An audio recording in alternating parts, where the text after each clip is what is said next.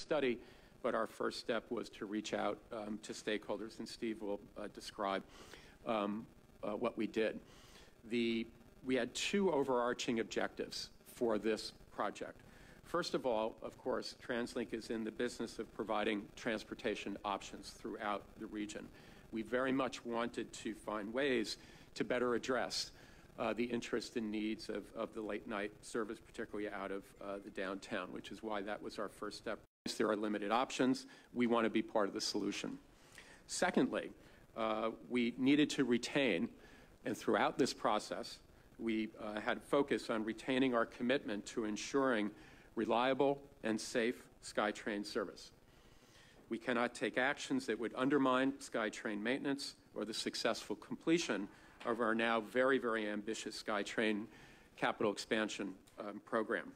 The reality is that the SkyTrain system was not designed for 24/7 operation, and we have a very limited number of hours during the overnight period for which we can perform the very, very important necessary track, facility, systems, and fleet work. That is when we do the work, is in the overnight period. So the fundamental goal of our technical study, which we'll describe briefly here this morning as well, was to examine options for operating SkyTrain service overnight. How would we make up the lost maintenance hours? And what would be the service requirements or trade-offs associated with the potential to operate later into the evening? So I want to turn it over to Steve to walk you through just a few slides and a high-level overview of the work that we've done over the last 15 months. Okay, so I'll go through this fairly quickly, so apologies for the speed of it. It's an abbreviated version of what we've presented to some stakeholders and the media as well. First, let me just introduce a couple of guests that we have. Faraz Al-Tahan is behind us. He's been our independent engineer leading this study. He's got a lot of experience, comes from London, where he was working for London Underground at a time when they were considering some of the same late night issues. And to his right is Tassia Balding, who's the Director of Major Projects for BCRTC, and she oversees the key SkyTrain-related capital projects. So as Kevin mentioned, we started last year, and we really had three streams of work. One was an extensive stakeholder engagement process where we met with the key stakeholders that were really highly engaged on getting people out of the downtown core late at night. So local business groups, police, other transportation agencies, taxi association, restaurant association, UBC students. We met with all of them and had really, really good engagement with those groups. We commissioned this technical study that was really extensive. As you see in front of me here today, it's a very extensive study that was undertaken. And then at the same time, we also had our own planning group look at other transit-related options. What else could we do to support the need to get people home safely late at night? One of the first things we felt we could do right away last summer was introduce, we found that a lot of people weren't aware of the night bus service. There's 10 routes that actually leave downtown Vancouver right now and operate throughout the evening in the Lower Mainland. They leave from downtown Vancouver to all parts of the region. There's 10 routes that do this. And we created a pilot project called the Night Bus Hub, which made all night buses leave from one central location at Granville in Georgia to make it really easy to find late at night. So if you go to Granville in Georgia, you're going to find a bus that gets you back to your community.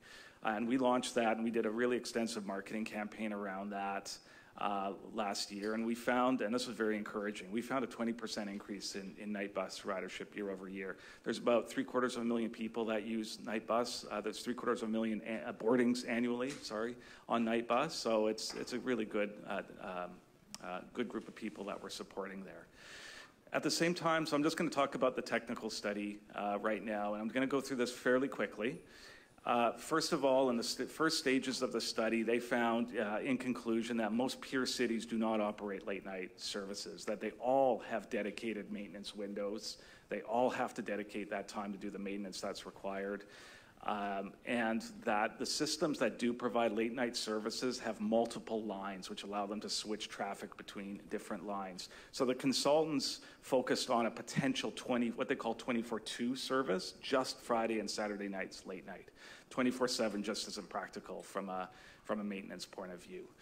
Now, this is a really key visual that I just want you to keep in mind, and you kind of all know this intuitively, but just let me say it out loud. On the right is our guideway system. It's an elevated guideway system. There's very little room to operate. On the left is our standard ground level rail system. As you can see, you can stage equipment, you can stage personnel right next to the track you're working on. That is not the case with SkyTrain. In the case of SkyTrain, they have to stage the equipment at Edmonds and wait for all the trains to leave the track before they can then get the crew assembled, move the equipment to the location of the repairs or the maintenance, and that takes about 45 minutes.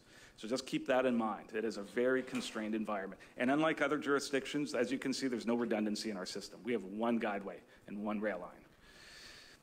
So also remember that it's not just about the track. There are a number of automated systems that run SkyTrain. It's an automated system. It has an automatic train control. There's track intrusion devices, CCTV devices. There's a lot of safety checks that have to be checked and maintained throughout the evening. And then there's capital projects. The system is 30 years old, with all due respect. It's middle-aged, and so a lot of work has to go into that. There's a lot of capital projects that are underway, and that's a lot of work on the system that has to take place while we're operating the system. And when you think about it, all that work has to take place in a constrained environment. One example, as you all know, at Granville Station, we are replacing the escalators at Granville Station. We've closed one of the big entrances there. The parts and equipment that are used to replace the escalators have to come in on the guideway. There's no other way to get those parts into Granville Station. So they use the guideway to transport parts and equipment to replace the escalators. Just one example of how we use the guideways in a multitude of ways.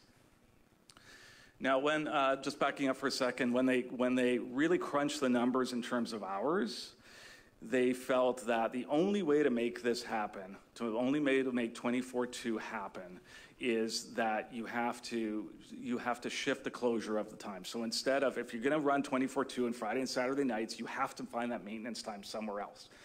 And the only way to find maintenance time somewhere else is to actually shut SkyTrain down earlier in the evening for the rest of the week. So from Sunday evening to Thursday evening, the system would close earlier. Right now it runs till about 1 a.m. You'd have to shut it down at midnight or shortly after midnight in order to make up that maintenance time. You would also have to find statutory holidays that you would have complete shutdowns in order to do the work. And if you do that, shortened time frame, when you crunch the numbers in terms of the passengers affected, here's what you get. So on the left, you've got approximately 900,000 plus passengers per year that use SkyTrain in that last hour of the evening throughout the week. And projecting forward, that's over 1 million people over the course of a year that would then not have that service. On the right-hand side is about 700,000 people or 700,000 boardings over the course of the year that would use the new service overnight on Friday and Saturday nights. So that's a pretty significant trade-off. And I'll just remind you that we're affecting, while we're getting a really good benefit for people on Friday and Saturday nights, so patrons of the entertainment district, the people affected by this, negatively affected by it, are generally workers who work really late shifts, shift workers, healthcare workers, restaurant workers who depend on this service throughout the rest of the week. So when we presented this trade-off to stakeholders, we just got a lot of stakeholders just didn't look at this favorably. They just didn't feel that this was this was not a very good trade-off from their point of view. So the summary of this technical study is that there's a real risk of 24/2 operation. If you shift to a 24/2 operation, there's a real risk in the delivery of projects and maintenance, and that it would have a significant passenger impact overall. Now, we also at the same time, we're looking at other alternatives. So what else can we do on our system that helps people? We are absolutely committed to keep getting people home safe. What else can we do? So we looked at some of the other options. First thing we can do is implement improvements to the existing night bus network. So we are now looking at thanks to the phase 2 improvements, we are looking at additional service to the North Shore, service extension to Port Coquitlam, additional service in Surrey. We're looking at realigning and simplifying the route to YVR, so that is a lot easier for overnight travelers trying to get to the airport from downtown to get to the airport.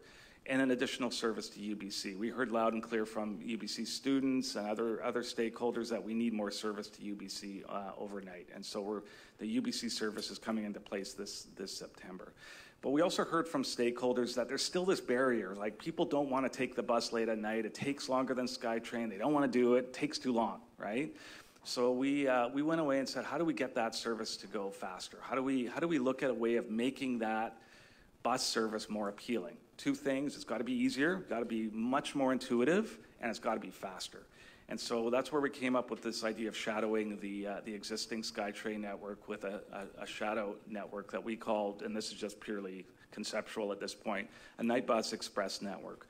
What if we actually ran a bus system the moment SkyTrain stops at night to the moment it starts up again in the morning, runs along the existing Expo Millennium Canada lines, and only stops at stations along the way? And in fact, what if we only then stopped at a very small number of stations? That would substantially improve the speed of the service and would make it very easy and understandable for people to take the service. And we think it would become a much, much more appealing option for people.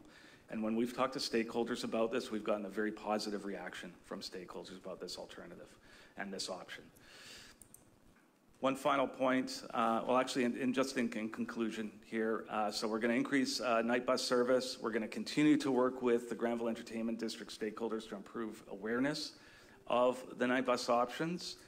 We want to explore this idea of a shadow bus or a limited stop express service that gets people out to Surrey and Coquitlam and Richmond, because we want to get people home safe. And then we'll continue to talk to taxi and ride-hailing companies about, how can we partner with them to increase these last-mile services that people would need late at night. So I'll just stop there. Okay, well, thank you very much for the presentation. I'll now open up the floor. Mayor Richard Stewart. Thank you very much. Thank you very much. As one of those that came out early and questioned why we didn't have longer hours, particularly on Friday and Saturday night, I appreciate that explanation, and I've done my homework. I've talked to transportation companies in other cities, and yes, in fact, those that say other cities can do it, there isn't a good example of a city that actually has anything like 24/7 operation of steel on steel without those maintenance periods. So I do appreciate that. Now, on the specifically on the last option, that shadow thing, I think that has a whole lot more potential to actually put rubber on road for the same route all night. And from my perspective, that's the solution I think we're probably looking for. It does, though, require that last mile that we currently isn't adequate. We know that without with the current taxi system, that's in Coquitlam, we can't get from that last mile. But that's not the problem, because we couldn't, if you ran 24/7 the SkyTrain, we wouldn't be able to get from the SkyTrain station to home in Anmore, Belcarre, or wherever. So I look forward to the day that the province promises that we're going to end up with some workable ride-hailing. I think that the two together would actually serve the needs of the suburbs a lot better than what we currently have, which is a challenging way of getting there. I think having the residents understand, my residents understand that SkyTrain still runs. It's just not in a SkyTrain car. It's on a bus on the road. The roads are mostly empty at 3 in the morning, and I think that. So I really appreciate the work you put into that, and trying to find not what we asked for, but essentially the principles that we asked that we achieve, which is some safe way to get the workers and the partiers home from downtown Vancouver into the suburbs. Appreciate it very much. Okay, thank you very much. Mayor Kennedy Stewart.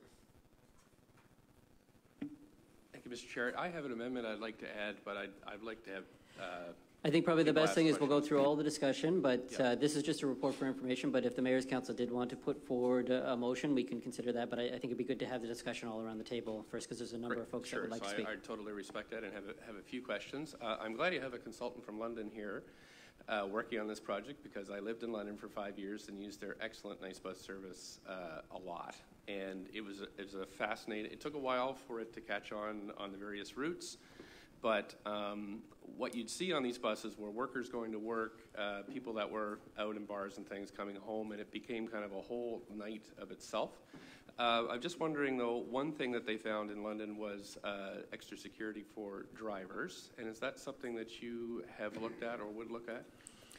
When we established the night bus hub last year, one of the hallmarks of that was working very closely with VPD, Transit Police, and CNBC's security group, so that we absolute recognition that security needed to be part of the equation. And it's really a twofold benefit, clearly the security side, but also the visibility of uniformed personnel, whether it's VPD or our own folks from CNBC security or supervisors.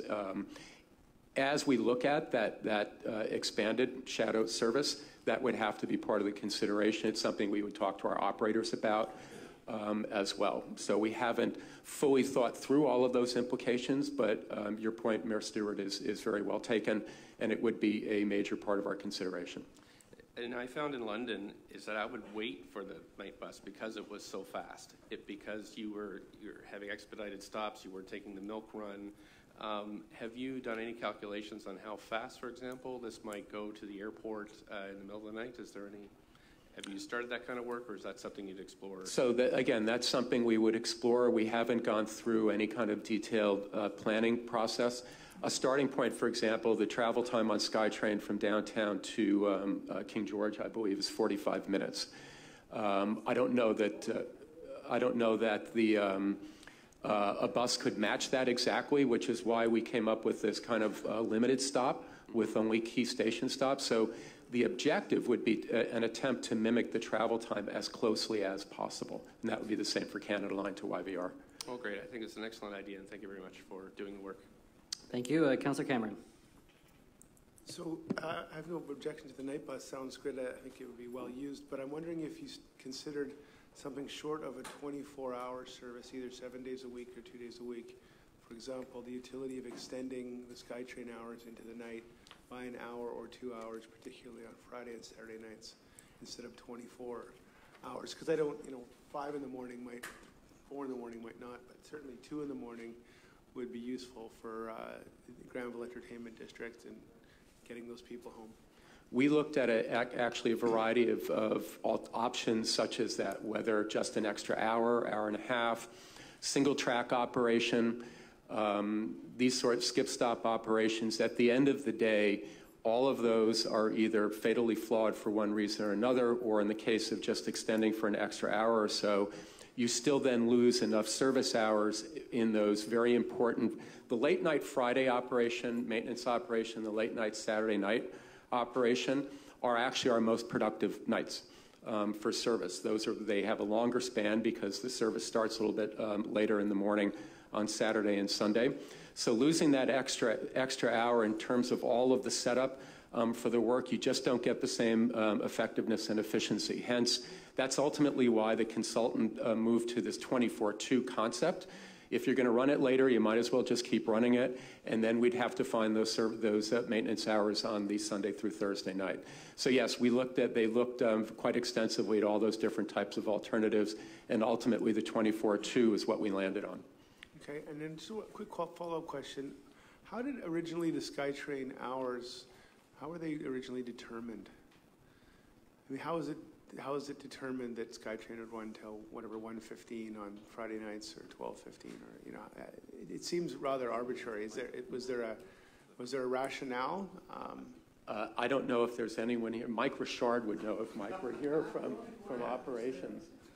Yeah. Anyway, I don't know. It's not just an esoteric Councillor. question, Yeah. but it just seems to me like we've set these times, but they don't necessarily match when people need to get to work or get home from things. So I guess it seems to me it's from what you're saying, the hours were set based on the needs for maintenance of the system more than the demand factors. We'd have to look at that, but I think in terms of the demand curve for the system, as people go to work early in the morning, getting SkyTrain ramped up in that 5 a.m. Hour, the demand for the system does pick up pretty quickly in the early morning hours. And there's still reasonable demand in that period of midnight to 1 a.m. I think, as Steve pointed out, nearly 1 million passenger trips a year just between midnight and 1 a.m. from Sunday to Thursday. That's not even counting the Friday to Saturday late night service. Thank you. Mayor Walker. Thank you, Chair, and thank you for the presentation. I appreciate the information shared, and I'm fully supportive of additional times for transit to get people to and from where they need to be. I appreciate the comment, home safely late at night, and I think that's extremely important. It's important to the entire system, so that means all of Metro Vancouver. My concern is if we're giving a little bit more in terms of financing and cost to this particular piece, that we might be losing it in other pieces. And so while I don't want to kind of presuppose the discussion that Mr. Desmond and I will have tomorrow, I have a concern over transit and the system in the South Surrey White Rock area, which may lead to the changing of buses from the large to the community shuttles. But more importantly at this point, the cutting of routes at specific hours being later on in the evening. So I think you and I will sit down and have that discussion. But it doesn't matter whether you're coming from downtown Vancouver, going to the airport, or riding from Crescent Beach to White Rock or back. You need to have that service. It's important for everybody. We heard earlier from the association that wanted to talk about the smaller buses that get people with disabilities and so on around. We have to talk about everybody on this piece. So I just want people around the table to know that this is an issue and something that I will continue to raise until we get some kind of solution for. So thank you. Thanks very much. Mayor Brody. Thank you, Mr. Chair. This has been an interesting presentation.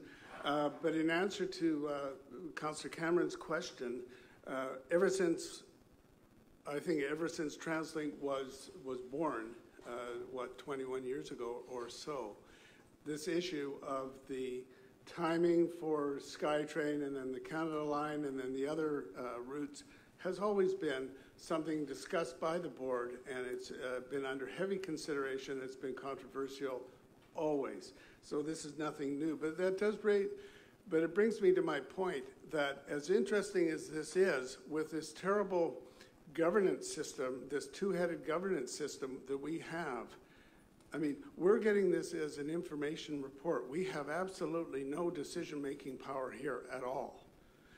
So we're receiving this for information. Now, do you disagree with that? No, definitely this is a report for information. I think if we did want to talk about night bus service and funding towards that, I think that's a mayor's council prerogative through the investment plan, and the mayor's 10-year plan is a potential avenue for those discussions. But in terms of an operational level, yes, I think you. Well, the other point I wanted to raise is to the Translink staff. They talk about the shadow bus network, which would be the same as the fixed rail lines.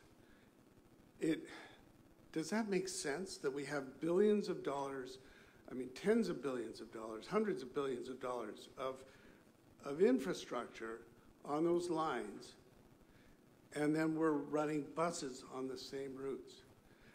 Don't we need, in terms of a night bus, and I think to extend it is a good idea, but don't we need more flexibility, whether it's different routes served by buses, whether it's a ride-hailing, whether it's the taxis, or whatever? Does it really make sense that we are using the very same routes as we have all this expensive infrastructure and we're not using it? I'll just ask for any comment. So maybe, Kevin, if you can comment as to kind of what the logic behind thinking of mirroring and shadowing the existing rapid transit system would be. And as well to your first point, Mayor Brody, in addition to this body's jurisdiction, in fact, if we were going to create a new network, such as in the shadow system, even if we were to move forward with the 24/2 operation, it would be expensive to do that. So that would also be a decision-making process that involves the Mayor's Council, the allocation of service resources. That was not the driving factor of our SkyTrain analysis. As to your second question, I asked Steve to put back in place. So the idea is that we would retain the existing night bus network. The shadow system would be an overlay. So we need to do work to understand what the best level of service would be, the frequency of the service, and so on and so forth. So it would be in addition to the existing network. And I think even as we continue to learn about the needs of the region, this expanding region going forward, a little bit to Mayor Walker's question. Over the years, I would anticipate the night bus network would continue to evolve with the needs of the region. So in the stakeholder engagement, as we started to talk through potential options absent a SkyTrain solution, this notion of the shadow bus network came up kind of repeatedly in many of the different dialogues that we had with stakeholders. It's an established travel pattern, if you will, that people have. We have obviously a lot of density around, as we all know, the SkyTrain network. So there's probably reasonable demand there. And I think back to Mayor Richard Stewart's point is that we still have to work on these first mile, last mile solutions. So we think there's merit in the idea, and we think it's a good way to try to continue to improve access. And I'd say one other thing. In one of the stakeholder meetings, the individual representing the Vancouver Police Department, the point he made to us, my main concern is getting young people safely back to UBC, and we don't have SkyTrain to UBC, so we still have to have a core overnight night bus because people are going in and out of the entertainment district from all over the region, not just where it's proximate to SkyTrain in any event. Hope that responds to your question. Okay, thank you. We'll move along. Mayor Hurley. Thank you, and I do support the idea of more night bus, but I heard the extensive stakeholder piece. Did that include the 10 cities that may be involved with this transportation?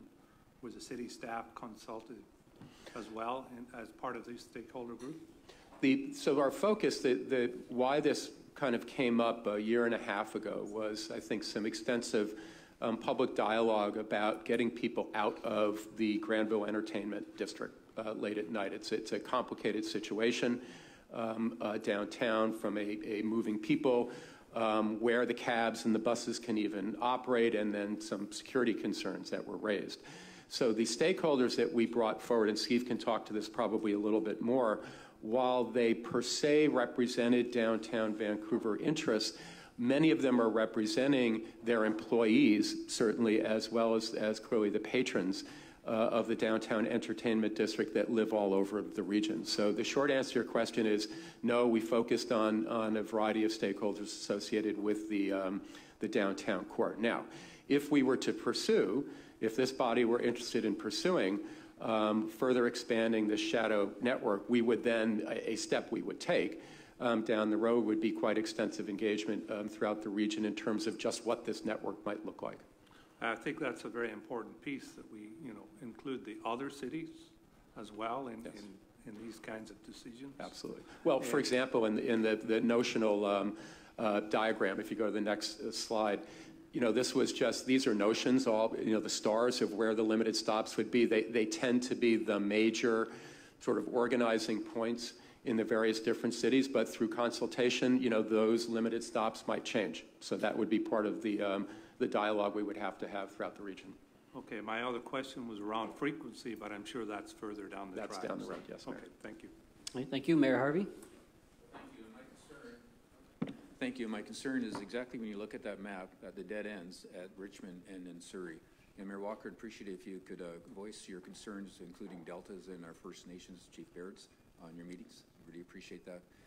This is a public safety issue. And if you don't think so, talk to some police that actually work in the downtown area. I have a family member that does. And the longer that those individuals are waiting, that's when the trouble starts. And it's also a public safety issue on us that live on the south of the Fraser as to how we get our young people and our workers home. And so I also would like to comment that we need the province to step up and be a partner in this. And it is public safety, as I mentioned, and the province should be requested by letter from this group to work with us to ensure that we can solve this public safety issue.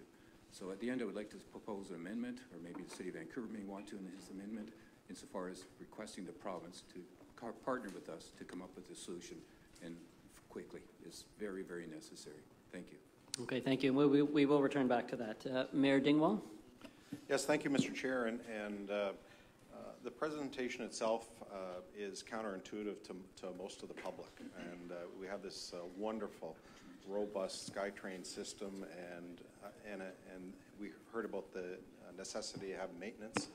at nighttime. And I think there's a big communication piece here for people living in the metro area as to why it's not operating at nighttime or even on the weekends. And so I think there is a communication piece.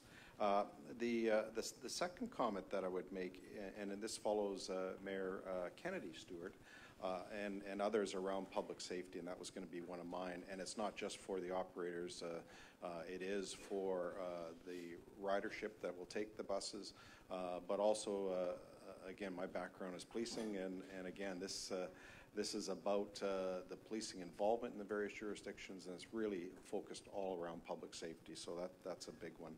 Third one is we have experience with a shadow bus, and that's West Coast Express. And so off hours, we already do it, where it stops at all the same bus stops, including Pitt Meadows and Maple Ridge, and some of those you can see where I'm going to go with all of this. But in any event, we have that kind of experience, and I think for me, this makes a whole bunch of sense in terms of continuing to move people throughout Metro Vancouver area 24/7. The fourth thing, though, and again, I hearken back to several mayors, including Mayor Richard Stewart, including my friend Mr. Walker across the way. People talk about the last mile. I look at the map, this is really about the last 10, 15 miles, 20 miles.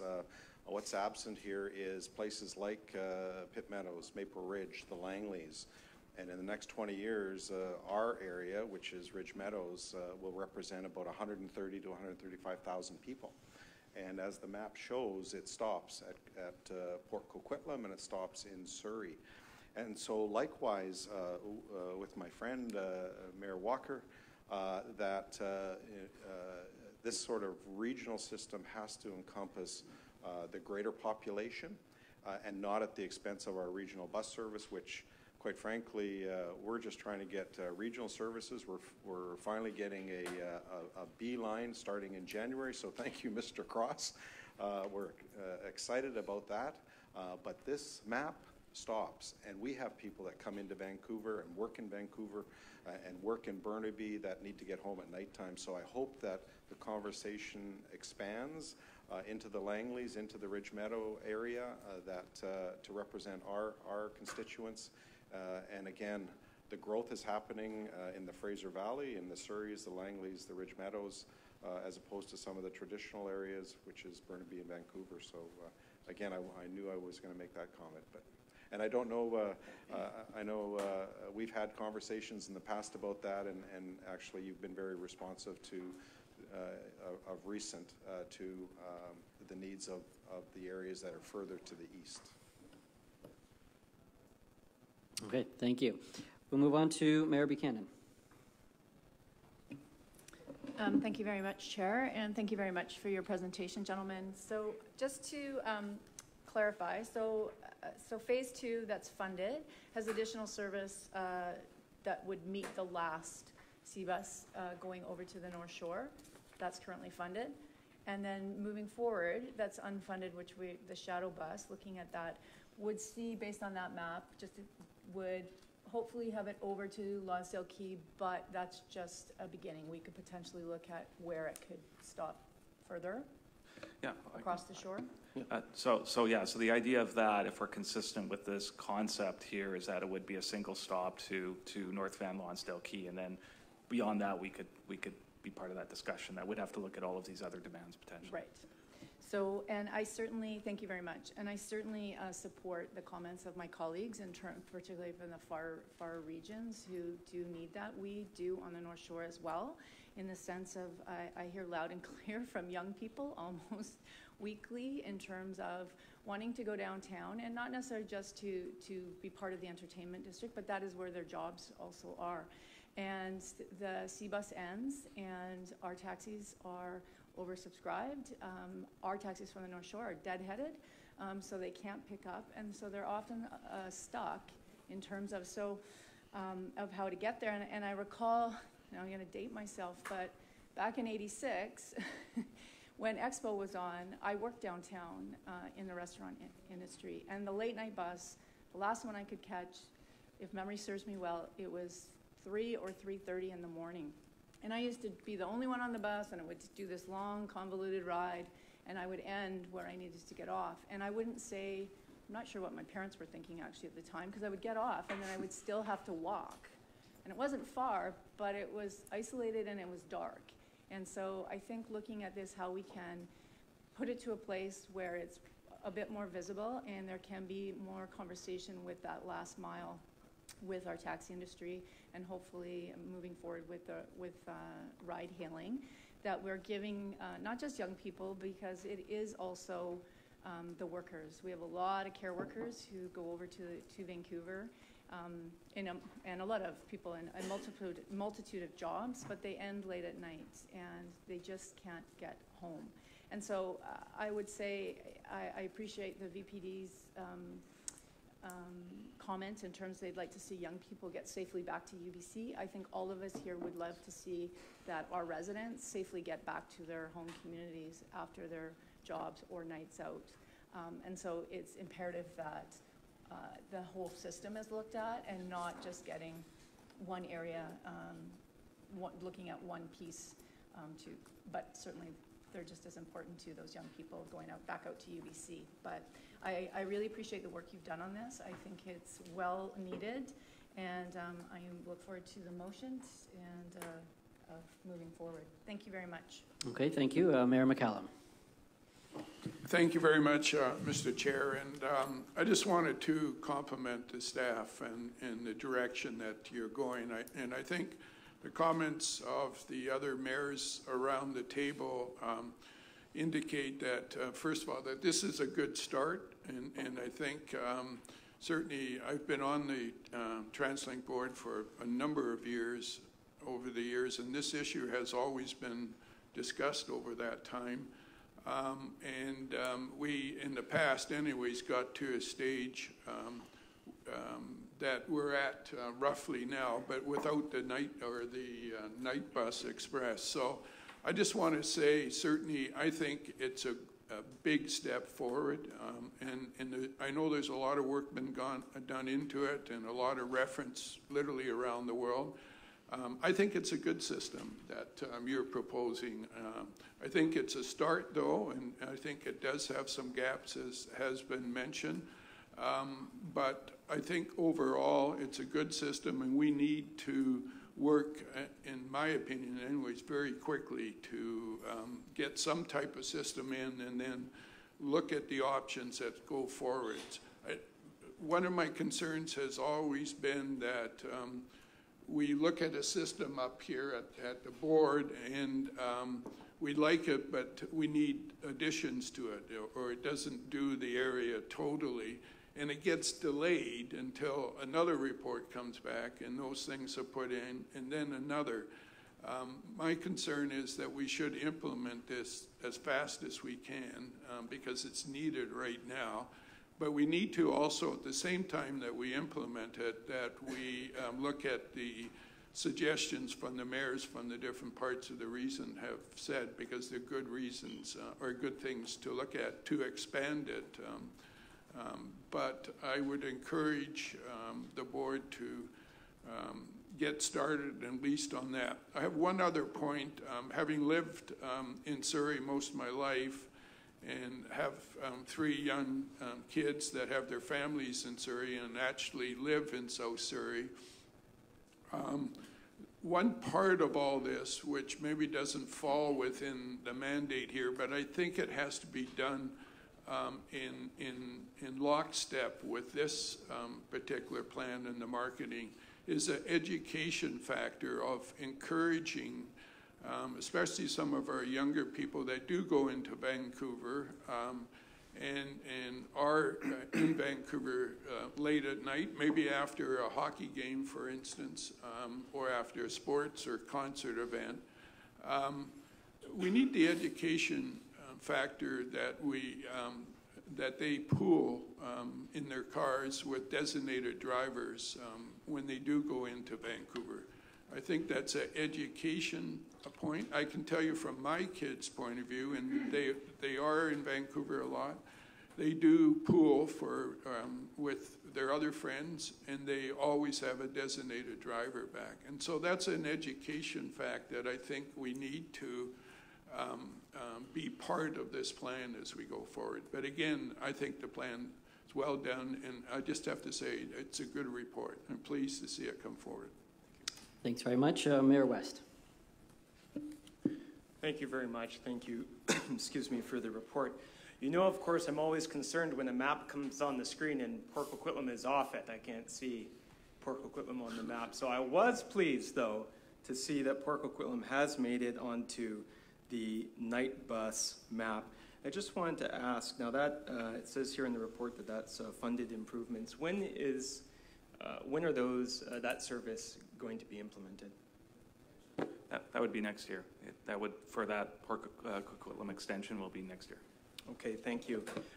So I was raised never to look a gift horse in the mouth, so appreciative of that service.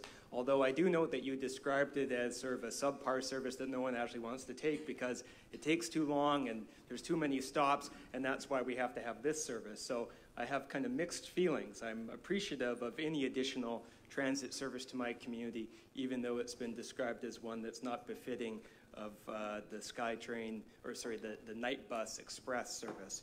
So I'm going to pick up there and echo, I think, a lot of the comments you've heard from my friends around the table.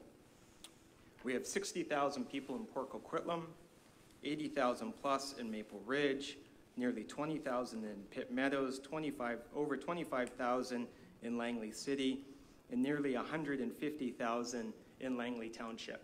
None of those communities appear on that map. So if this is about public safety, and I agree it is, those people's public safety is just as important as all the communities that appear on this map. So I would be very interested in how we can expand this service, which I think is a good idea, and I'm supportive of it, but how we can expand it to the rest of the region. The people who already have the most arduous journey late at night. The people who, when we talk about students and workers, who are increasingly moving to our communities because of affordability. So I completely concur with the comments that have been made around the table around that last, I think, as my friend Mayor Dingwall said, the last 15 kilometers or so. Those are the people who are in need of the greatest assistance and the greatest help. And so I hope that we can really turn our focus to those people. Mayor McCallum says that this is a good start, and I agree. The problem is we often are off to a good start. I'm waiting for us to finish a job as well, and to finish it means to bring a service to the entire region. And so I'm really hopeful that we can make sure that if this is something we start it right, and we do it by ensuring that all of our region is accommodated, all of our region is served with what I think is a great idea, but is leaving a lot of people out. Thank you. Thank you very much. Mayor Little.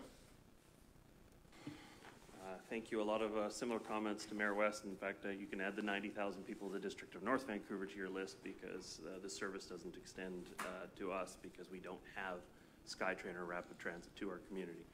And again, you know, I don't want to look a gift horse in the mouth. I think this is good for the region, and we have an express daytime bus being put forward in one of the later discussion pieces for the North Shore. So I don't want to sound like there's nothing coming to North Vancouver District, but again, it seems we're adding another layer of service, of unfunded, very expensive service to people who are commuting 30 kilometers for, in some cases, entertainment, in some cases, work. And my community, which is really only 10 kilometers from that downtown space, is skipped in the process. And so it seems like we're maybe it's because of the population densities, maybe it's because of the representation around the table, but again, it seems that there's more interest in extending the service further and further and further, rather than improving the service for the people who are relatively short commutes, where you get the highest bang for buck. I come from logistics as my background, and if you can serve a smaller service area more frequently, rather than serving people at great distances, you get a better utilization of the capital investment that you've made. And so for the residents of the District of North Vancouver and other areas that are inside and not well serviced, it's frustrating to see yet another layer of service focused on longer range commutes within the region than our community would have. Thank you. Councillor Pacao? Thank you, Chair, and thank you for this report. As someone who actually has taken the SkyTrain all the time when I used to end my shift at around 11 p.m. in the Olympic Village area, I appreciate not looking at cutting back hours during the rest of the week, because not just myself, but that SkyTrain is actually pretty busy in the evening all the way to Surrey. So I'm glad that you recognize that and to not take away service from people that rely on that. And I relied on that because if I didn't have that route, I wouldn't have been able to get back home to Langley City, and I wouldn't be able to have a job. So it's really important that we maintain that service. And even looking at the shadow bus service, I think that's a really good first start. As people said, we got to start somewhere. Sure, there's no service for a night bus to Langley City. There is bus service to 2:30. It works really well. I think shadow bus service is a great place to get that groundwork going. And it actually kind of shadows the service I've seen in Toronto, because when I had to work there at sort of early in the morning and late at night, they'd run basically a parallel subway network. That was the bus. And as someone who rides transit all the time, it gives you that mind map. So, you know, okay, I know where this route goes. It provides that predictability. And if you're talking about people leaving an entertainment district at night, maybe they've had a bit to drink. It also, you know, they don't have to try to figure out something new when they're trying to get home. So I'm really impressed with this report. I hope that the shadow bus service gets incorporated into phase 3 or some 2050 plan, because I think it would really benefit our community. And based on that, maybe at some point in the future, we could see night bus service extended to Langley City and other regional town centers. Thank you. Well, I appreciate all the comments, and we are going to go back to the mayors that wanted to put forward a motion, but I do want to make a few comments. First, I just want to thank the Translink staff. It was probably just over a year ago that the Mayor's Council did put this issue forward based on some of the concerns about late night service, and I think we had hoped that there would be an opportunity to extend the hours of SkyTrain to be able to better serve that. But I think we've always recognized there's always the push and pull with the maintenance. But I think more than ever, we actually now have some better information to really understand what those challenges are and what the implications could be. And I think, I think the report made it very clear, the negative trade-off would be some of the regular service. And I think it was never the intent of this body to take away from other service and have winners and losers in this discussion. And so, although the report doesn't provide a clear path forward in terms of extending SkyTrain hours, I think it does definitely highlight that there's huge opportunities with our night bus service to better be able to handle and deal with the issues that we're dealing with here.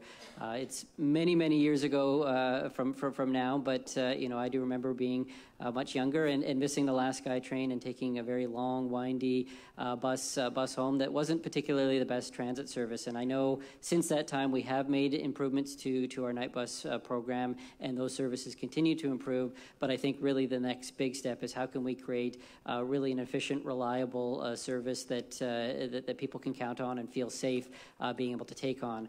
I think also expanding on the conversation about last mile service, because I think it would be impossible to have night bus service every single neighborhood in the Metro Vancouver neighborhood. But if we can get to enough major points where there is reliable last mile service, whether that be taxi or other ride hailing services, then that could have a huge impact on improving accessibility at those particular hours of the evening. So I'm now going to go back to the floor, and I'm going to go back to Mayor Kennedy Stewart. Thanks very much, Chair. I do have the report is to be accepted, but I have an addition I'd like to add to the recommendations that I sent in earlier, and maybe we can stick them up. But I can read it out as it's going up. That the Mayor's Council directs staff to develop a 7 days a week shadow SkyTrain night bus service to be implemented as soon as possible, and to explore using contingency funds to expedite the project. Further, that the Mayor's Council write to the provincial and federal governments requesting funding to help bring this service online as soon as possible. And hopefully we can get that up in text. And I'll give you my reasons for this. First, I think this is an excellent report. So we'll just get a seconder just to get it on the floor. Thank you very much. Okay. Seconded, thank you. So the reason why I think this is a good idea is it's been initially explored by our great staff team, who have not only said why it's not a great idea to extend the SkyTrain service at this point because of maintenance, but have come up with a solution that I think will be very popular. a couple of reasons too, and I've been listening to the table, which I think is important, but what will happen if we get this in place is that these becomes kind of points where people will start to go at nighttime, and that includes taxi services, for example. So if you're a taxi cab driver and you want to know where do I pick somebody up at 4 o'clock in the morning, that's where you go. And you'll find at these stops that there will be cab queues that are sitting there, and then you'll find there'll be food trucks, and there'll be those kind of things. So they start to become this part of the nighttime economy, which is so important. And it doesn't work just from downtown to the rest of the region. It works in the rest of the region downtown, where you know you can go down and get a cab really anytime. And once Uber comes on, or whatever, Lyft or ride sharing or Cater or whatever it's going to be, they will also collect at all these points. So to the point of the municipalities that aren't currently served by this, you could go downtown to, say, Surrey Central with an express bus, and there would be a ton of cabs or rideshare services there that would really cut down the cost of your travel overall. So it is, the faster we can get this up, the more you'll notice a change, and I'm very, very supportive of this. So would like to move this. It's been seconded, and hope others will support it. Thank you. And I think we're going to try and get the motion up on the screen so members can read it, but we will open now for discussion. Mayor Brody.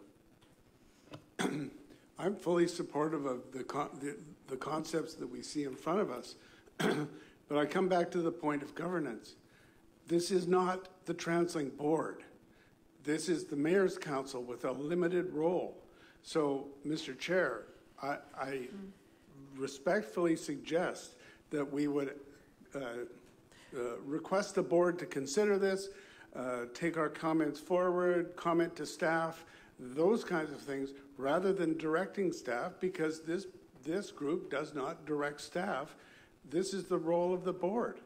So I do think there are some operational issues that the board would have to consider, but there's also some funding issue. We are talking about a service that is not currently funded. To me, I actually think the appropriate thing for the Mayor's Council would be have a reference to basically the phase 3 of the Mayor's plan, which this body is currently working on, and highlighting that this be consideration through that. And I think that's the proper avenue for. Fair enough. Indicate that we support the concepts, that we want them in phase 3, that we want the board to consider them, give it serious consideration and give direction. But if we were the board, this would be appropriate. My suggestion is that this current wording needs to be tweaked. Not the substance, but the wording of directing staff in that way. Okay. Mayor Dingwall. Yes, thank you, Mr. Chair, and I do support Mayor Stewart's motion. I think it's generic enough to accommodate the comments from a large number of mayors around the table, to explore beyond the map as demonstrated as direction to staff. If that's accommodated with the motion put forward by Mayor Stewart, I'm good with that. If not, I would ask for an amendment to bring that into frame as direction for staff to have a look at beyond the map. So maybe I'm actually going to put Translink staff just to respond in terms of how this would be interpreted, because I think a lot of what we heard is, that shadow service that's being proposed, that's not set in stone. And I think there was some good feedback around this table that I believe could still have an opportunity to be included. I think also the funding point to me, I would see the phase 3 being the appropriate location, but how would this motion interpret that, or do you think some changes would be made to better reflect some of those other comments? Thank you. Well, first, I think what I interpret from a lot of the conversation around the table is there is enormous pent-up demand to improve transit service throughout the region all the time. So we have to keep that in mind. I mean, this body and the team here at Translink are very eager to begin talking about what's the scope of the phase 3 plan. The language of Mayor Stewart's motion is a shadow SkyTrain night bus service. So I think, to Mayor Dingwall's point and others, if you want to ask us to look at a shadow SkyTrain service, which is the map that Steve put forward, it would be the limitations and effect of the SkyTrain network. If the larger conversation is to continue to look at ways to further expand overnight service, whether just the existing night bus service that we have today and or along the lines of express type services, even beyond the limits of the current SkyTrain network, then you might need to adjust that. And to your point, Mr. Chair, yes, I think that in my view, I think as much as there's a zeal to get this going as quickly as possible, I would just offer that it ought to be in the context of the huge demands on the bus network that will come forward as we talk about the Phase 3 plan. So we would be eager to incorporate that as viewed as a priority type of service in the context of what's the next round of service improvements we need to make. So those would be my comments. So you might want to tweak this. You either decide to tweak the Shadow SkyTrain network to a broader discussion of night bus service, or leave it as it is. By the way, we do not have a contingency in the Phase 1 or Phase 2 operating plan for the bus system. So this would, much as you have in the next item coming up with the express service on the Second Narrows Bridge, we would have to look at reallocating perhaps these services that have already been funded through Phase 2. Okay, so I've got a few speakers on, and I'm going to continue that. I'm going to, as I'm taking in the comments, because it is often difficult with this kind of body to kind of wordsmith and make changes, because I think overall this body is actually supportive of being more aggressive with night bus service there, but I think we do want to make sure we get this right. So I'm going to try and think of a few changes as we continue to take some comments. Mayor West? Oh, Mayor Dingwall, sorry. Yes, thank you, Mr. Chair, and I think you addressed it. I think there's a large number of mayors that would like to see beyond just the SkyTrain, and as Mr. Desmond indicated, the current motion doesn't cover that, and I think that's why we have you as our CEO, so thank you for that. And so if you're contemplating that, Mr. Chair, to expand it to overnight service not contemplated by just SkyTrain parameters, or even the mover, to make it a little bit more broad, that would encompass a large number of our population, I'm good with that, so as opposed to the current motion. Okay, I'll continue to give them some thought. Mayor West. Well, and certainly, I mean, I could just say ditto, but I know all of you want to hear from me a little bit more, so I will just make a few additional comments. I appreciate the motion. I'm supportive of it with the changes that Mayor Dingwall suggests, and I don't want to temper, I do want to temper Mayor Stewart's enthusiasm, optimism just a little bit around a queue of taxis waiting patiently for people at the stop in Coquitlam to take people to Port Coquitlam. We have a similar circumstance right now. I've been I guess, victim of it, which is you get to, say if you're trying to get to Port Coquitlam, you take the SkyTrain, you get off at Braid, and you come down the steps, and there's no taxis. And if you're thinking ahead, you've called ahead and you've said, I need a taxi at Braid SkyTrain station. I'll be there in 10 minutes, 15 minutes. I'm looking to get to Port Coquitlam. Maybe you get hung up on, or maybe you're told, well, yeah, that will be an hour or two wait.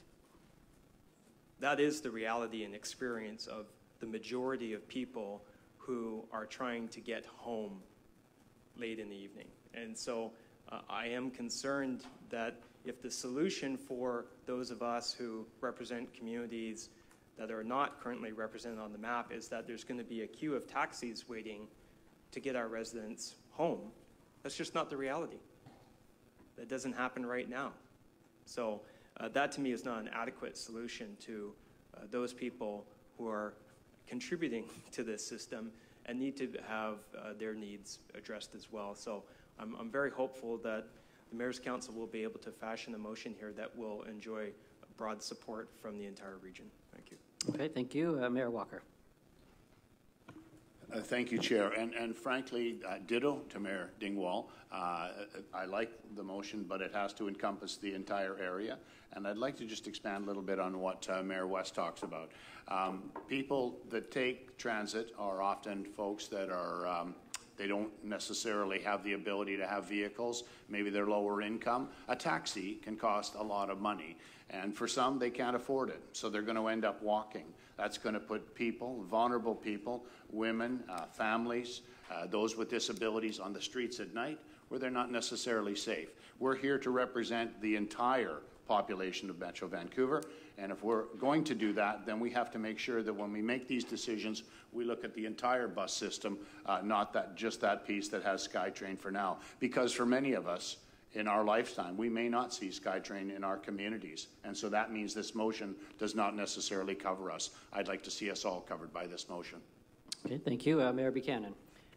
Thank you very much. Well, I certainly want to make sure that it's well communicated that we as a body want to see it expanded throughout the entire system. My concern, and I'm happy to have that reflected up there, my concern if we take out SkyTrain night bus service right at the moment is, I think, and what is, I believe the intent as soon as possible is, I think we would like to see, what I'm hearing is something sooner than later. And my concern is if we're going to wait till we can look at how it's going to roll out as far as we want it to go, knowing that we do all support that we're going to delay the night bus altogether. So I want to somehow get to a place where we can move forward with what is already seen on the map, knowing that we want to explore the feasibility and get to those broader links in the system. Because I don't want to send it back and have months and months and months of consultation with nothing happening. And I do agree. The reality is that often those taxi companies or taxi drivers are not where we expect them to be. And I would expect that we as individual mayors within our cities would be working with our local taxi companies to be talking to them, and that Translink would be talking with them as well in terms of how do we actually coordinate, partner with this to make sure that we can really make this a robust system using Translink as well as the taxi and future ride hailing when it comes. Because I think if we really look at one of the key cornerstones to Transport 2050 is equity. And so we really, to Mayor Walker's point, and I think I said it earlier as well, that we can get people to where they need to be, but if there isn't that other piece for that last mile, or we can't get them close enough where a taxi company would like to be, then we're not actually supporting equity. We're going to make it more difficult for people in some regards.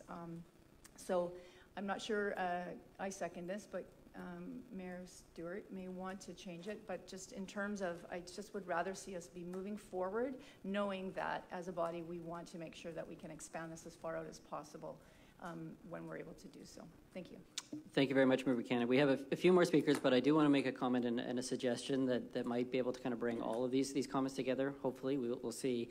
And I'll look to the mover of the motion if this still captures this, but captures some other comments as well, is to amend the motion to something like direct staff to continue working on enhanced night bus service that are included in this report, and based on the feedback from the Mayor's Council, and that the Mayor's Council direct Translink that night bus service be a high priority in the development of Phase 3 of the Mayor's Council plan.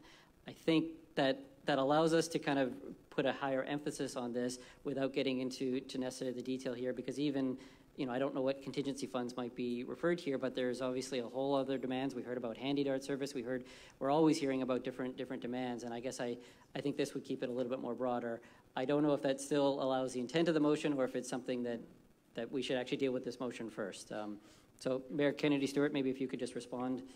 Yeah, I mean, we're an emerging global region here, right? I mean, we are 2.5 million people that's competing internationally.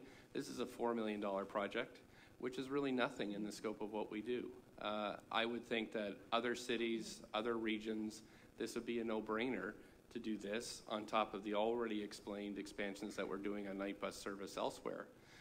We can get caught up in the details, and I know we have to all defend our own patches of ground, but it's $4 million, and we can go to the province and feds and try to get extra funding for this and help service our folks. I mean, most of the people who are traveling from municipalities that aren't serviced by SkyTrain right now are probably going downtown to work, because it's where most of the jobs are in the region, and that's where they're going for a lot of their entertainment, like Canucks and Whitecaps, and I mean, that's, that's what's happening. So as I understand the needs of the other municipalities, I think we have to focus on this, or else it's not going to happen and it'll get lost. I think it's an excellent idea.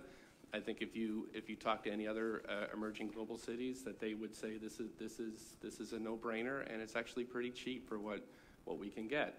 If we can get funding from the other levels, and I understand that contingency isn't available, then we should try to get it. But I'm not really open to amending it to broaden it to a full night bus service, and I think we should just vote on this the way it is. If people want to put another motion forward, they're welcome to it. Okay, thank you. Councillor Parkel. Thank you very much. I was just going to, I guess, second what you were saying about the amended motion. With all the priorities that I've heard too from residents, people want, 5-minute bus service everywhere. It's something that kind of you want to get a little bit more detail into, because as I heard, there's no extra money around. So if you are even taking $4 million away, you're taking away a bus route somewhere else. And before you commit funding to one thing, I think you need a full picture. And maybe phase 3 is the best approach to look at it. Thank you. Councillor Meadis, did you have? Yep. Thank you. Through the chair. So as the motion stands now, it would pretty much exclude the entire population of Maple Ridge. From where I live, which is a place where transit comes, it would be about 35 kilometers from the last stop. The majority of our citizens are working commuters, and they're going to enjoy the new B line, but they wouldn't be able to get home. And many of them are moving from cities that do have a robust transit system. We also couldn't take a taxi because a taxi would not take our citizens that far. So taxi is not an option. And at 35 kilometers, nor is walking. So my concern as the motion stands, I could not support it. Thank you. Mayor Brody. I understand that the mover doesn't want to change this. So I'm going to propose an amendment to this motion, which I think is the minimum that we need to do. And I could propose a lot more, but just the minimum we need to do is to change Shadow SkyTrain night bus service to an expanded overnight service for the entire region. So direct staff to develop a 7 days a week, what did they say? Expanded overnight service for the entire region to be implemented as soon as possible. I think there's other problems with that, but I think that captures the spirit of the discussion here today. Okay, so that amendment has been moved. Is there a seconder to that amendment? It's been seconded. So we are now just talking on the amendment, which is to change Shadow night bus service to expanded overnight service. I will restart the speaking order. Councillor Cameron. I'll support the amendment, but I also think, so there's two issues we're dealing with here, is the reach or the extent of the service that we're looking to improve and how we're going to pay for it. So this addresses the first question, I think, in a fair manner. The second thing is, I mean, it might just be $4 million, but it's still $4 million. We don't have $4 million right now sitting around unallocated. So there are capital costs, I would assume, to this service that haven't been identified, I would imagine. No capital costs? Okay, well then there's just $4 million in operating costs every year, which in a situation where we have declining gas tax revenues puts a further strain on our budget, and it's going to come out of somewhere else. So until we know where those funds are coming from, I think that's a second point here. I mean, if it is coming out of service in outer regions, then we should at least know that, and so we can evaluate the trade-offs, because right now we don't, and it's easy to say approve something and we'll figure out how to fund it later, but we don't really have, Translink doesn't have that luxury. They're going to have to cut somewhere else. So, and I don't think senior levels of government make a habit of funding operating expenses in the same way that they do for capital expenses. So I support the amendment, and I also feel like we should be putting something in there about understanding first where the money's going to come from so we can make an informed decision on this. Thank you. Mayor Belinkie. Support the amended wording as well. I would like to point out that most of the talk we're hearing from around here, where there's not necessarily a degree of acceptance that this is going to affect the region, is because it doesn't affect the whole region yet. And what happens is that the big dogs with the weighted votes continue to have that initial funding set, but the actual last mile, not just the last 15 miles, never get the actual service. Their time never comes up. So what I would like to propose is not that we discount the importance of what we have with the Midnight Express, which I'd like to coin right now. I own that, the Midnight Express. I think that's, let the Midnight Express keep coming. But I do think this is a two-part plan that needs to look at funding on Gate A and Gate B. This can be the first $4 million on Gate A, but we should know the entirety of the funding necessary to close that last mile so that so many of the other municipalities around this table can have the confidence that the full funding can go through and this can benefit everybody. More importantly, the people who need it most. Thank you. Thank you. Mayor Lady?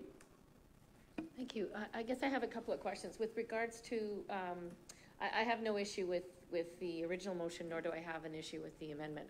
I'm more concerned about the intent of the motion, and when I read the first part of the motion, it says, as soon as possible using contingency funds. Is there an anticipation that this would be considered above other projects that perhaps are already in the pool for? So I think the Mayor's Council would actually have to get a further report detailing exactly what that would mean, because I don't think we can answer that question today there, but I think the direction to staff would be to explore opportunities under current funding or potential new funding there, and that would be a further discussion. So I don't think that's not going to be the issue we'll be able to necessarily I see this resolve. Motion as saying under current funding, like not waiting till phase 3. But it's definitely it's saying explore existing funding sources, but right. I think before that final decision would be made, a report would have to come back to this body to say if that is acceptable or not.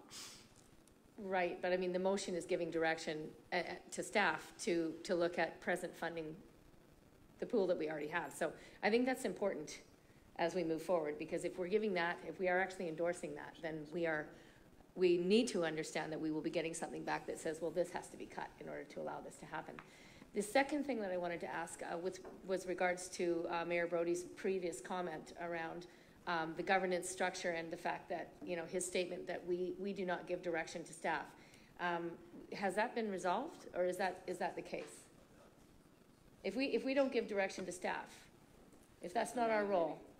Kevin, do you want to comment on? Yeah, I think, back to my response to Mayor Brody's earlier question, I think the topic today and the conversation and the desires of the Mayor's Council do fall within what we've been doing with the mayors in terms of trying to establish priorities for funding of the transit system. So I see that within that domain, and I think it's appropriate for the Mayor's Council to ask us to further explore this issue, whether it's within the context of the existing funding envelope for bus service improvements and or as part of the phase 3 plan. So I think it's perfectly appropriate and consistent with all the conversations we've been having, at least since I've been here on the mayor's plan. Okay, I have one further question on that. The second part of the motion is around asking the province and the federal governments to partially fund this. Is there a precedent for that type of funding in large municipalities from the federal government or the province to assist in this type of service? I think federal and provincial have been partners with lots of transit service, specifically a night bus service. I'm not familiar with, no. Well, we don't receive any operating assistance from either the province or the federal government at this point for our transit services. They provide capital assistance. Right, so this would be something outside of what we've normally, the type of funding that we've normally received. Okay, thank you. Okay, so we've got two more speakers. I am hoping to vote on the amendment and then get back to the original motion, but Mayor Stewart? Thanks. I see this amendment as hostile, and in fact, it so dilutes the motion that I would see voting for this amendment as voting against the shadow night train bus service. I just wanted to say that, and I think that's how it should be portrayed. And I'll be voting against it. Thank you. Okay, Mayor Harvey? Thank you. Getting a little frustrated here. My priority as mayor is getting Deltans that are in the entertainment or taking whatever means of transportation to get down in the entertainment area and need to get home or out of it. That needs to be looked at. As I mentioned, it's a public safety issue. right now, you're asking for a staff report back on a solution for the entire region. That's not going to solve this immediate problem. I hope we can focus and say, and I'm in a region south of the Fraser that is not well served, and we're working on that. But I'm willing to take baby steps to come to a solution with regards to the problem that exists today. I'm going back in my memory of 10 years ago when I used to get the late night calls at 2 and 3 in the morning to come and pick up my kids and their friends. And when I had to go down to Vancouver to pick them up, it was scary. And I would take that phone call all the time because it's need of our kids, at that time my kids, to get out of there. But if they can make their way to Richmond, then they can make their way home a lot easier. And I feel a lot more safer for them to get to Richmond and have people pick them up or try to get better ride-hailing services or more taxis to take them the last bit into the Delta. But my priority is to look at the problem that exists today and for this group to recognize it and act on it. Thank you. Thank you. Mayor McCallum. Thank you very much, Chair. I have a real concern. I did mention it in my comments earlier that I've seen these type of things, and this one in particular come up in Translink before, and exactly what's happening today is happened in past years on this, and then nothing gets done. And, you know, I don't know how many times I've said it. We've got an urgent problem. That's why it's sitting here before us now. And yes, it should be expanded, but at least we can get started right away on addressing the problem that our residents out there have today and tonight. And this council, or mayor's council, has got to start making some decisions because of the concerns we have. And so I completely disagree with the amendment. I support the original amendment, and we need to take action. And I support it, or the original one, because I think we need to take action now. And so let's do that. We can address the other concerns. And I understand the other mayor's concerns, because in Surrey, we have also been forgotten for many years. And I understand that. But we have to address this issue now in our region, as a region, and then we can move on. So I'm completely against the amendment, and I'll support the main motion. Kevin, do you have a comment? Well, maybe if I might be venturing into territory, because I don't do amendments and motions. That's the job of the body. But maybe to break through, I think, both what Mayor Kennedy Stewart and the others' sort of attention point. The reason that we put forward the Shadow SkyTrain network and why it came forward in the context of the engagement, and I think back to Councillor Patchall's comment, a mental map. The existing network has an established demand set of characteristics that we know and understand from the planning side. We know there are major nodes at these stations, whether they are the major stations in Steve's visual or other stations along the established network. So we would go into this with the anticipation that it could be a valuable service and that would have sufficient demand to justify the expenditure at roughly $4 million. On the other hand, what we've heard from the others is there are these greater needs in the nighttime.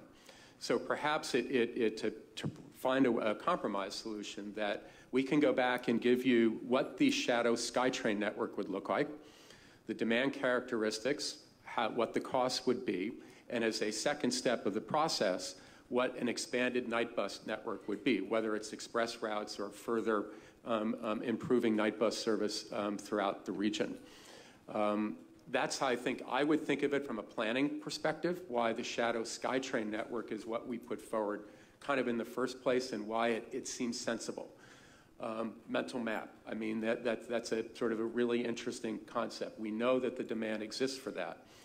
And we also know that is where cabs, I mean, when we've been out late at night, at least at some of the stations, the cabs do tend to orient themselves at the major stations. So as we further see how TNCs come into our region, we can see how that will also improve that first mile, last mile, or last 15 mile or 15 kilometers. So I might just offer that as something for you to consider by way of bridging the gap between, I think, what Mayor Stewart has put forward in the first place and what many of you are trying to get at for a much bigger package of night service.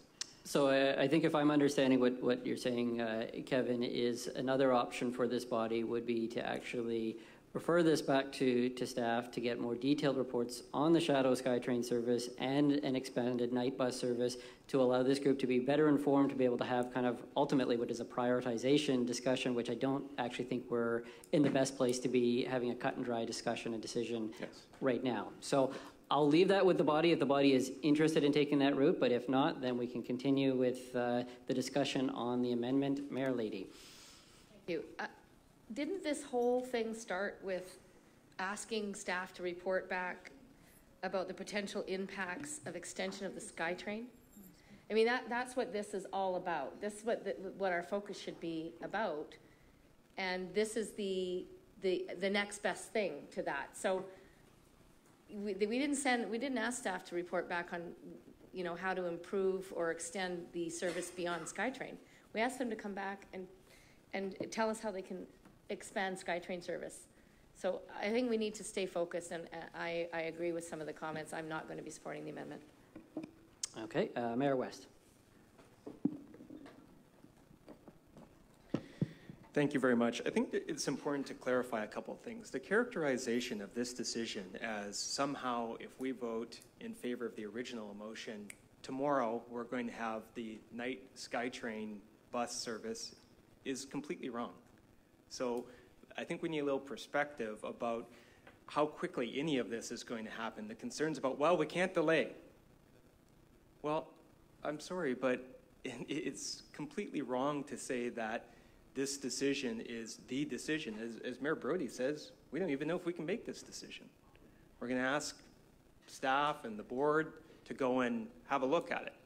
So for all the same reasons that Mayor McCallum and Mayor Stewart say we have to get on with things, and I agree, but we have to get on with things for everyone. I would suggest that if they were in our shoes, they'd be taking the exact same position. I appreciate that they want this service for their residents. We need it for all of our residents as well, particularly those who, as I said, have the most difficult and arduous journey late at night. The parts of the region that are experiencing the largest population growth, particularly among the people who we say that this is most designed to help. Lower income people, students, young people, families. So I'm very much open to what Mr. Desmond has suggested, that we not delay or anything like that, but we take the opportunity to see how we can move forward with what they have proposed, but also to consider how we include the entire region. I mean, I think that that's a fair and reasonable thing to do at this point. And the reality is it's not going to delay the start of this service, which, by the way, is unfunded. So there's that small piece. So to me, it's the prudent way forward. And I'll listen to others, but I think that that's where we should be driving this. Mayor Buchanan. Thank you very much. So it's not that I disagree with expanding for the entire region, but I do think that it isn't going to get us moving forward sooner than later. And I would prefer to see us move forward on the original motion and add another active clause. So I'll read it, but obviously I know we have to vote on this, and if it fails, or if it fails, then I can put it forward. But I would have put this original and then add another active clause to say further that staff bring back options to extend night service to the however we want to say this, to the further out municipalities, and bring back options to be included in phase 3 planning. I'll just say that. Thank you. Mayor Walker. Thank you, Chair. This is a perfect theme track to our discussion. I I don't need the competition. When I came to this board 6-7 months ago, my sense was that I came here to represent everybody in Metro Vancouver. Yes, I speak for White Rock, and frankly, probably too often I speak for South Surrey, but I do believe we're representing the entire community, and I think that that's what we have to remember when we make decisions here. What Mr. Desmond spoke of just recently is something that I think I can live with. I also think that that's what the amendment talks to. It doesn't talk to taking one before the other. I think it talks to the ability of our staff, Translink, to be able to come up with proposals that will both see the shadow Skyline night bus and also night buses and transit for the rest of the community. And I think that that's what we need to do.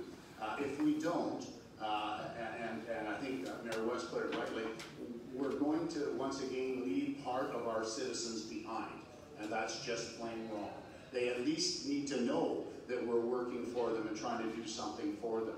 And so for that reason and that reason alone, I will be supporting this amendment. I believe it does everything that Mayor Kennedy Stewart wants it to do. I think it can be done in a very expedited way, and I think that that's something we should allow our staff to bring back to us so we really have a full idea of what the entire concept looks like. Thank you. Thank you, Mayor Dingwall. Thank you, Mr. Chair. And just a couple of points. One, for me, this whole discussion is around public safety and enhanced services, but it is also around regional collaboration and a regional perspective of interest. And I think what you're hearing now is the latter part, which is really the important piece out of this. No matter what issue we go into over the next 3.5 years, it's really that regional lens that we need to put on things. The second thing I would say is that Mr. Desmond framed it, I think, very well in terms of a way forward, trying to bring this body to meet that regional perspective lens. And what it is, it's a referral motion back to Mr. Desmond and his staff. And also, Mr. Chair, that was a solution that you also mentioned. And so I do think this meets the needs of the regional interests as well as the specific ones around night service. Our CEO has given us that option that he's prepared to work with. And so with that, I think a referral takes precedence. So I would move a referral back to Mr. Desmond and his team to do precisely what Mr. Desmond indicated and come back to us, which will give us that context and information that we need. And so I move that referral. Is there a seconder to that? Okay, that's been seconded. There is no discussion on a referral motion, so I will ask Mike Witta then to provide some advice on. So in our rules of procedure for meetings, item 10 section 10.4 specifies that just this, that motions for referral once there's something that the question should be called. So in Robert's rules, you're right. The rules of this body adopted. So that is what I'm going to go by. So I will call the question on the referral. I hope everyone understands what that means, but it ultimately leads more discussion is going to be coming back for this group. So all those in favor? Yeah. So I'll look to both. Well, essentially, I think it's what Kevin Desmond said, but maybe Kevin, if you want to provide just a bit more clarity exactly how you would direct the referral, how you would understand the referral. I actually think that Mayor Buchanan said it very well in terms of trying to come up with language. It's sort of this two-step. We would examine the shadow SkyTrain network. We would say what that looks like, what its prospects are, how it can fit into whether it's the existing program or phase 3, and we would also take it as an assignment to look at further expanding the broader night bus system throughout the region. Again, most likely through the phase 3 plan, but we would do that work. I would suggest we bring it back to the Joint Planning Committee as a way to work it through. Okay, and I think given the high level of interest around this table, I think that discussion should return back, if this is successful, sooner rather than later. So with that, I will call the question. All those in favor? Opposed? It carries.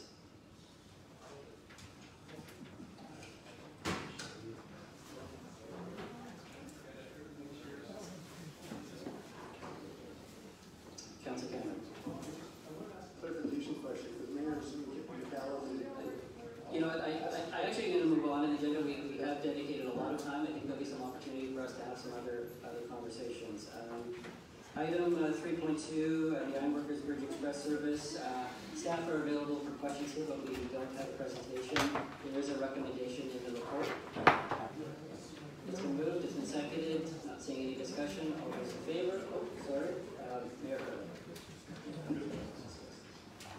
Yeah, just a question for staff. And I support, you know, the extra service to the North Shore. Burnaby is part of this as well. It's might be left out of it, but they are part of it. Yeah, not much. Now, there are two routes that go from Burnaby to the North Shore right now. I understand that they don't run as perhaps as they should. They stop at a lot of different stops. Is there an opportunity? And I think it's the number 28 and the number 130 bus we're talking about. It's about, I think, between 10 and 15 stops. Those are the correct route numbers, yes, of the services that currently connect from Burnaby over the Ironworkers Bridge into the North Shore. So would there be an opportunity to also, in addition to, between Kootenai Loop and the SkyTrain stations, Gilmore Brennan station, to maybe make some of those buses, you know, not stop at so many stops, express them, to speed up that service, which I think would be a good addition to the service.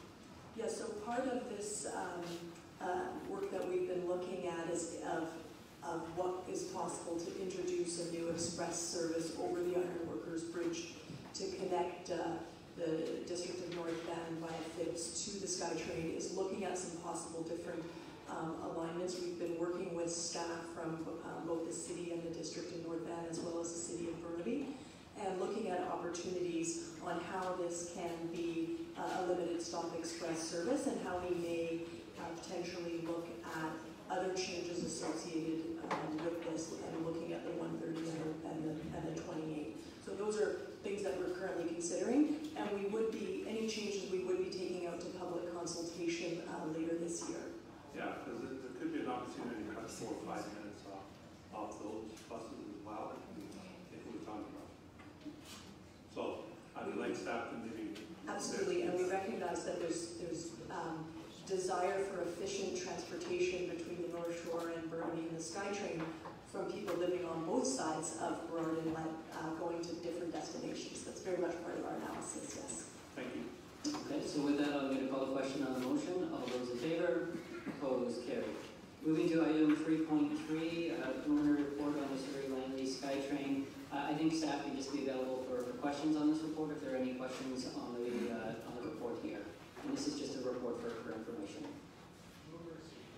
Receipt's been moved. Seconder. All those in favor? Opposed? Carried.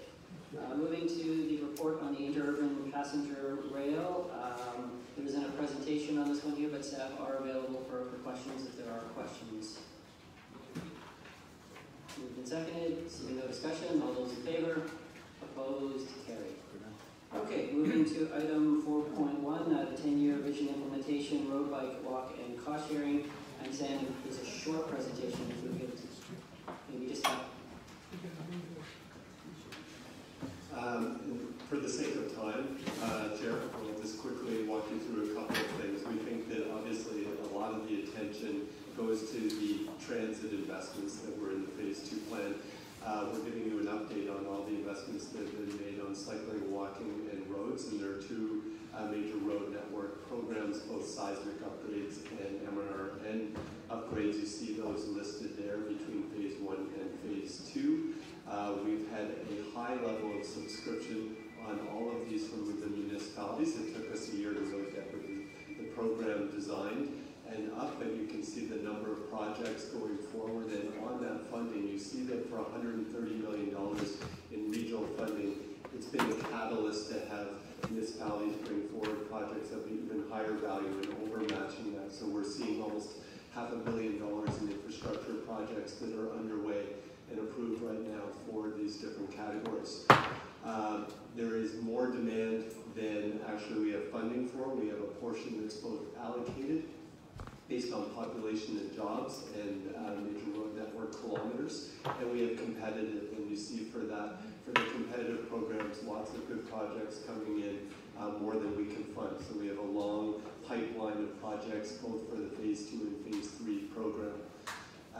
We do feel that there's a lack of understanding about what the region's role is in this, so we are going to be doing some new work on the naming of the programs and more promotional activities so that people understand the value of what you're doing, and the mayors and the board are funding here.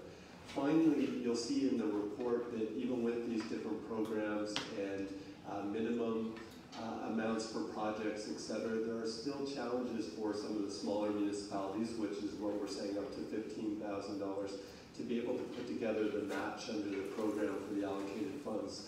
So what we've done, looking at precedent for some of the competitive funds and other projects, is now included a smaller cost share for those municipalities at 25% in order to make sure that the funds get out there for their intended purposes and are delivering good projects.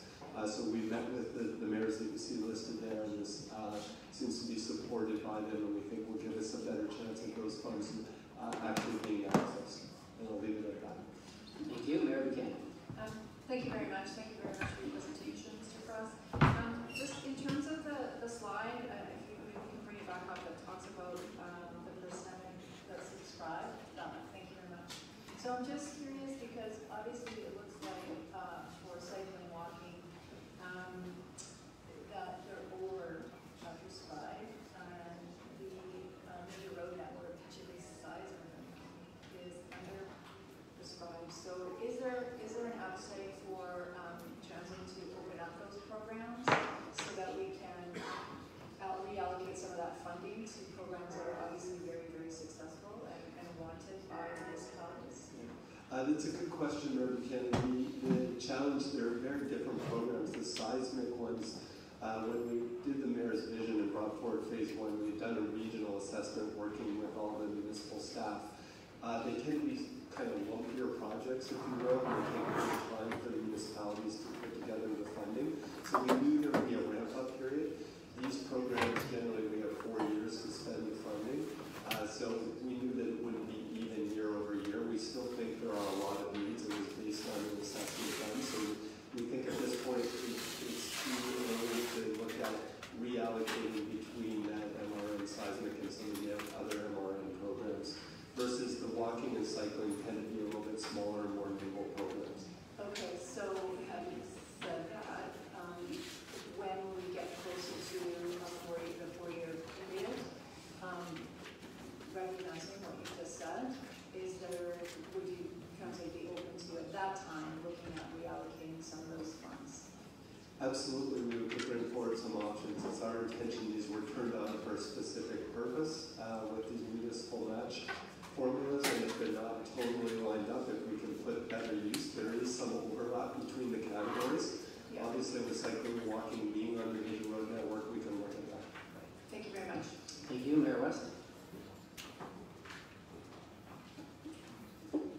Thank you. I just want to emphasize the importance of the walking access to transit. And that was the one particularly you see the competitive program just so oversubscribed. And I hope that we can look at the ability in the future to provide more funding in that area. It's, I think, particularly important for those communities that don't have a complete pedestrian network. There are some communities, particularly the larger communities, that have done a good work and have a very complete pedestrian network, sidewalks, that sort of thing. In some of our communities, it's not as complete. And this is an important program to allow us to have some consistency in completing that. And so I hope that that's an area that we can look at for increased opportunities to get more projects done. I think that they are high-impact projects. You don't necessarily need to, they're lower dollar, but they're high impact. You know, if people can walk on a sidewalk instead of down the side of a road to get to a bus stop, makes it that more attractive to take transit. The other feedback I want to provide from the City of Port Coquitlam is that our staff have found that it can often be quite challenging to meet some of the prescriptive, the over-prescriptiveness of some of the programs. And we have seen at the provincial and federal level some loosening up of how prescriptive some of their grants are. And so staff inform me that they have a number of good projects. They often have difficulty making them fit. And so I provide that feedback to you. I'm sure our staff do as well. But thank you for this report. Okay, thank you very much. And now just look for a motion to receive the report. Moved and seconded. All those in favor? Opposed? Carried. Moving to item 5.1, which is just an update on Transport 2050. Staff are available for any questions, but this is just a report for information. All those in favor? Opposed? Carried. Item 5.2 on the Revolution Conference. Once again, staff are available. It's been moved and seconded. All those in favor? Opposed? Carried. And the new mobility program update. Are there any questions from the Mayor's Council? Seeing none, it's been moved. Seconder. All those in favor? Opposed? Carried. And we can get a motion to adjourn to closed session. Second. All those in favor? Opposed? Carried. And we're going to take a 10-minute break together. Yeah, so we're in here in 10 minutes. I'll get the door closed. We're right here. Yeah.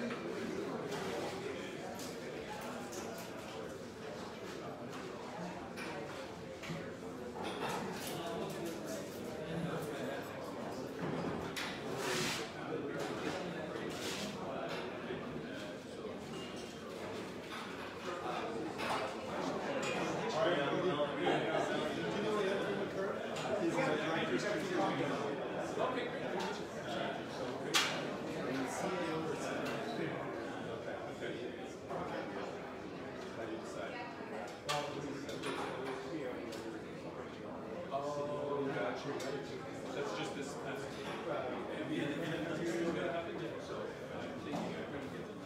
We're clearing this room. If you're not,